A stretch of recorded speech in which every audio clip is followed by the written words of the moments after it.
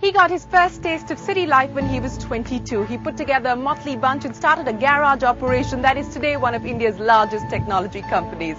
He works for a company today that employs over 60,000 people and has done India's biggest technology acquisition. Shiv Nadar is now on a mission to understand the heart of business. When Shiv Nadar founded HCL in 1976, his vision was to take a microprocessor and change the world. In the over 3 decades since, his goal is the same, but his means are different. From building a corporate entity that would last beyond him, he's now on a mission to empower those who have the potential but not the resources or opportunities. So to bridge the socioeconomic divide and create a more equitable society based on meritocracy, he set up the Shiv Nadar Foundation to fund large-scale education initiatives.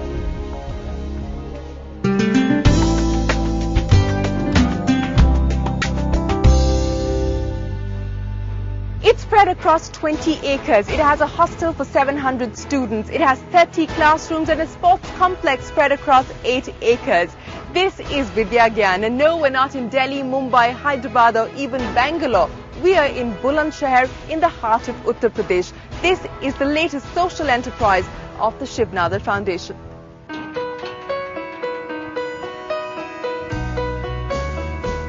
I came to meet Shiv Nadar at the site of his foundation's latest initiative, the Vidya Gyan School located in Bulandshahr in Uttar Pradesh.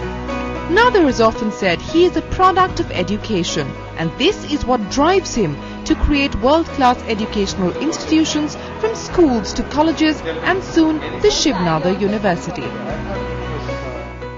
Let me start by asking you, what was the genesis behind the Shiv Nadar Foundation? What made you, in that sense, start an organization that was primarily, started or founded with the purpose of giving back? This started with my mother one day asking me, said that you've earned a lot. Now have you just stopped by and think what you want to return? I said, I have plenty of time to do that.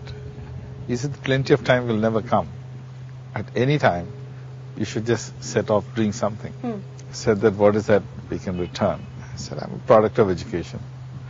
Let's see if I can return something in education. And we founded the first engineering college. This is little off Chennai. And when we began, it was a fairly modest effort because the funds available with me 15 years ago was very limited. But it has started in very sound basic principles that whatever is being taught would be taught to the standards in which it should be. And two, the entry will be truly meritocracy. And we build a world-class institution. Why the decision not to do an HCL Foundation? Why the decision to do a Shiv Nadar Foundation? The goals which I had of what I wanted to return to society was much larger.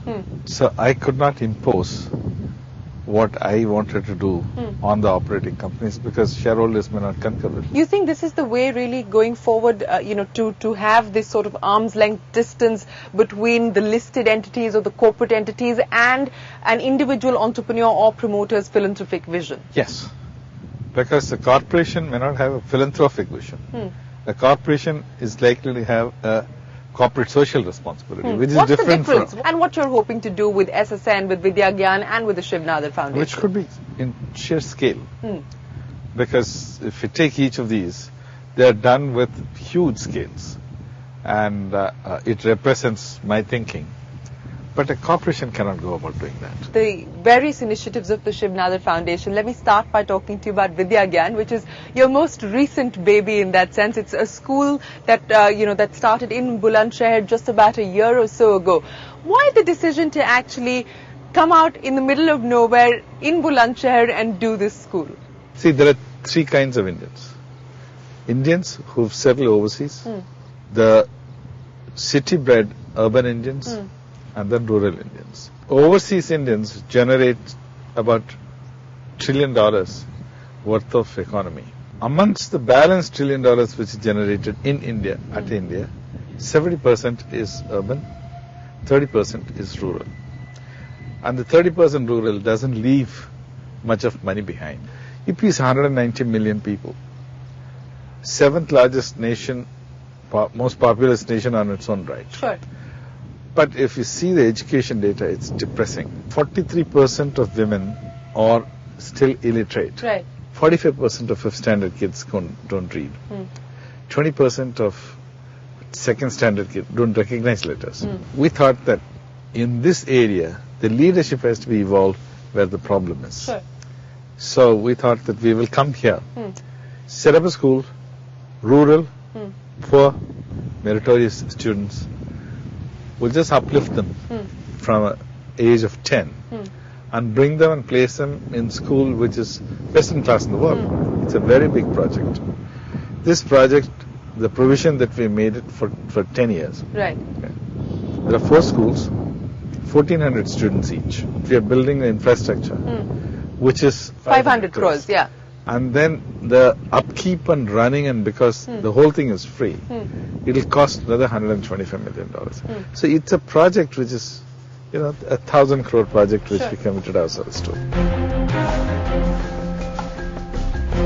The vision of the Vidya Gyan schools is to build future leaders from rural India by providing them with high-quality school education that they wouldn't have had access to otherwise.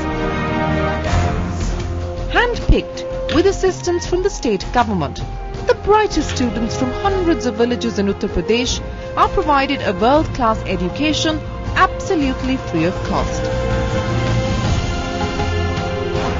The first Vidya Gyan school opened for admissions in 2009. The curriculum is geared towards bringing high-achieving students from rural India into a competitive environment up to the level of urban students.